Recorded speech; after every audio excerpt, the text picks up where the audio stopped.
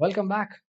The title of this video, as you can see by the title of the video, is I'm going to reveal the reason why Liverpool lost that game. Because I think a lot of us would agree that Liverpool, for much of the game, were the better side. For much of the game, were leading at really important times of the game. So when you want to be in a lead, they were in a lead.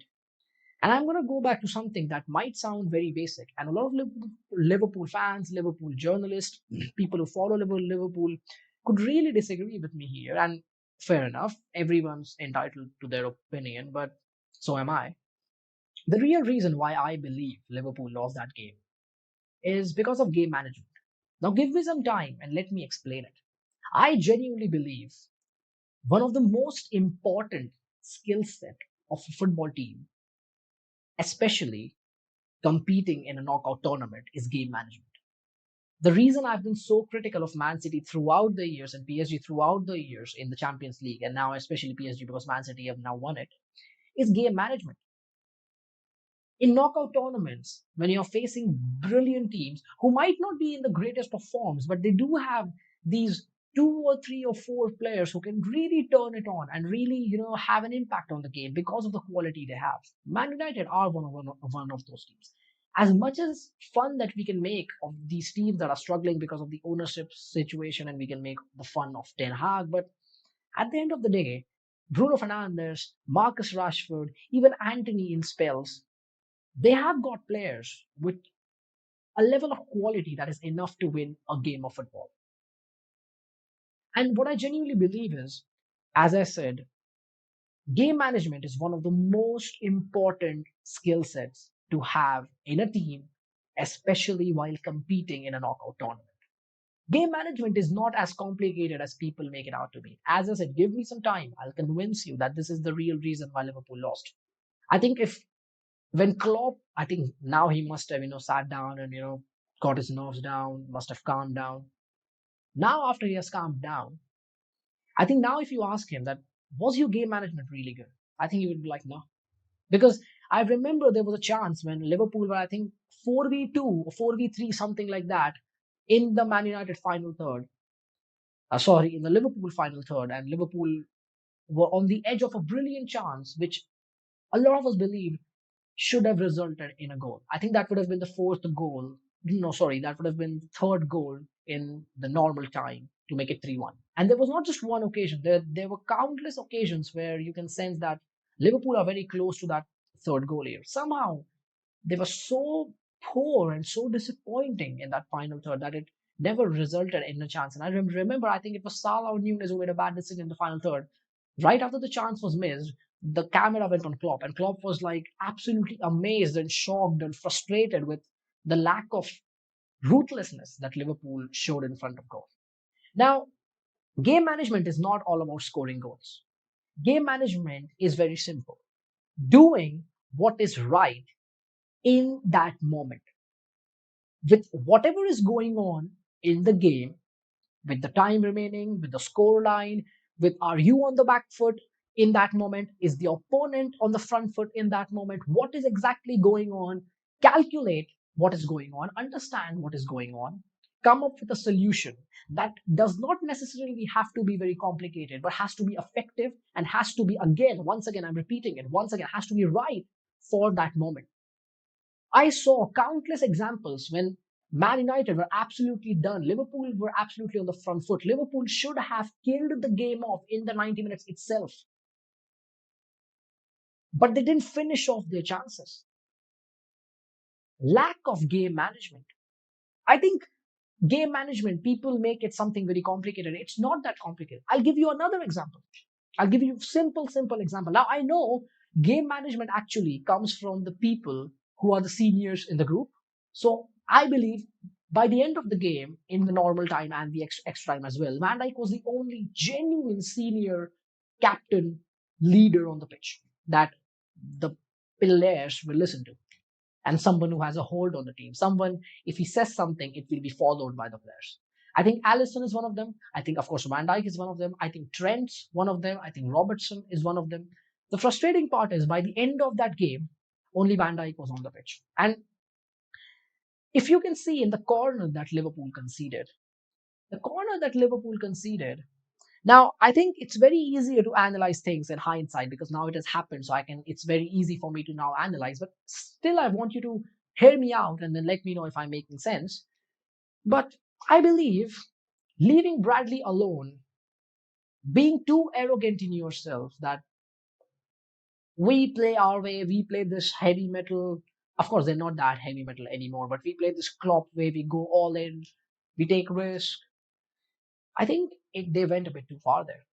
I think Van Dijk should have gone for the corner, but I think Van Dijk, as the leader, as someone who commands the team, had that awareness of managing the game in that moment and be like, if we are always vulnerable to counter attack, we are leaving Bradley alone, vulnerable to a counter attack, and if they get a counter attack, if it works out for them, they might get a goal here, and that would be the last chance of the game. How did nobody read it, man?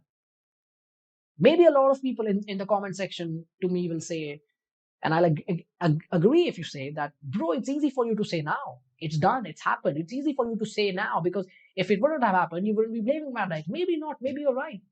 But still, I think someone like Van Dijk should have said, guys, let's, Kwanzaa, you stay behind. I am a very good player when it comes to heading the ball from set pieces. So let me go in the box. But Kwanzaa, you stay behind with Bradley. Okay, Endo, do one thing, stay behind with Bradley. To give the ball away the way they did, to concede in a way that they did, to lose a game that they were in such control for long parts of it is frustrating. And being a huge Klopp fan, of course, I wanted Liverpool to not just win that game, but to go on and win the competition. But it hurts me to say this, but I think Liverpool deserved to lose that game.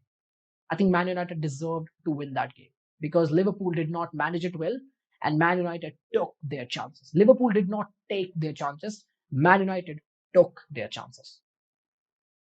Like the goal that was the equalizer in the extra time, which Rashford scores. What the hell is Darwin Nunes doing and why is he doing that? If you're thinking I'm taking the blame away from Klopp, you are very wrong here because go on my Twitter page. I tweeted actually that while the game was going on, I tweeted that when Man United were losing, I tweeted that you can't really blame Ten Hag for the goals that Man United have conceded because these are individual errors that cannot be completely solved by managerial brilliance because these are adult, full-time paid footballers who are on the pitch and they need to take care of the situations. So I actually tweeted that Ten Hag is not at fault for a lot of things that Man United were at the wrong end of in that game, especially the goals they conceded. In the same way, Darwin Nunes, during extra time, when Liverpool are winning in his own half, cutting in on his right foot. Simicast was right there. You go and watch the highlights of the game. Simicast was right there in his position, totally free, totally available. And Darwin Nunes played the square pass, first of all, in a high intensity game in the last dying minutes. You shouldn't really be playing a square pass in the basic rules of football, but of course it has evolved. You are supposed to take risks. Who was there? Who was he playing to? Because if you look at the image, if you look at the video, I really don't know who he was playing that pass to because it was a congested midfield. Simicast was available. He was so available that he should have played that pass or at least carried it himself on the left wing and not play this stupid pass. And how on earth can I blame Klopp for that pass? Tell me, how can I blame Klopp for a mistake made by an absolute grown up, mature, full time, paid footballer at that level? How can I possibly blame Klopp for that? How can I possibly? Maybe we can blame Klopp for the last goal, the winning goal, because maybe Klopp would have shouted, guys, someone has to stay behind with Bradley. We cannot leave Bradley and Callagher alone. They're young, they're inexperienced. We need someone there. We need more bodies to protect us from the potential counter-attack that can allow Man United to get the winning goal. Maybe Klopp would have done better. Maybe.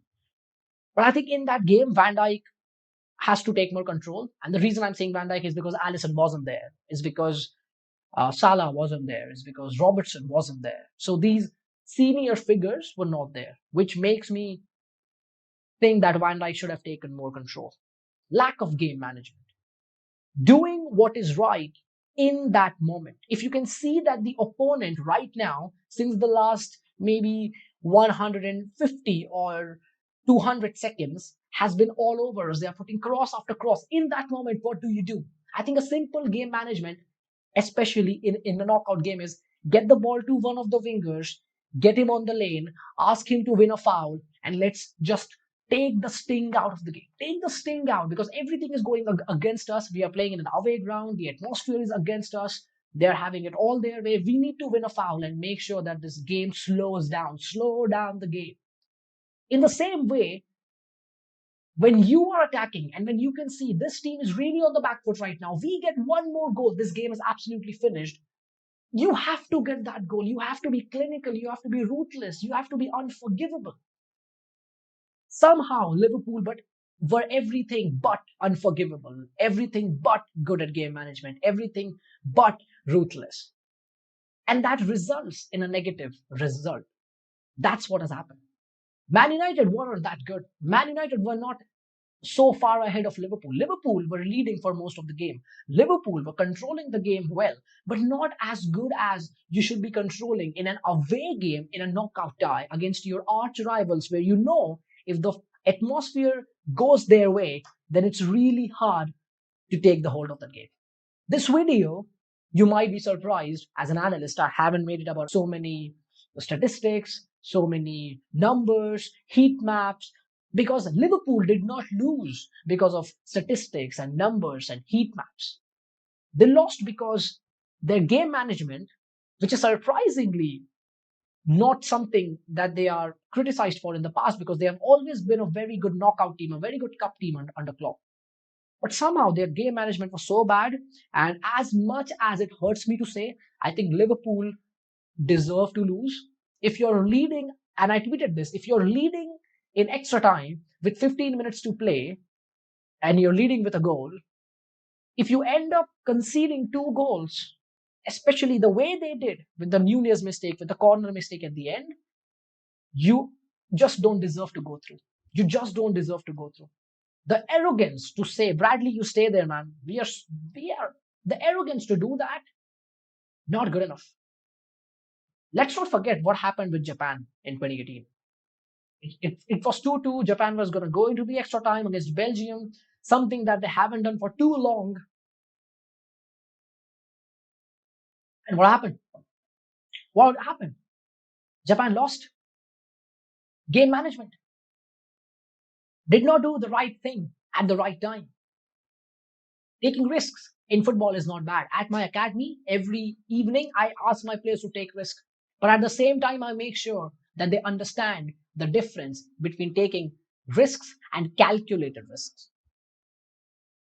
With that, I'll finish this video. Please let me know if you agree with me, disagree with me on a specific point, on the whole video, because I don't think if you understand, but your feedback means a lot to me, and I really love exchanging ideas with people in sports. If you liked, then I would like to increase the subscriber count of my channel. It would help me a lot. And with that, Jai Hind.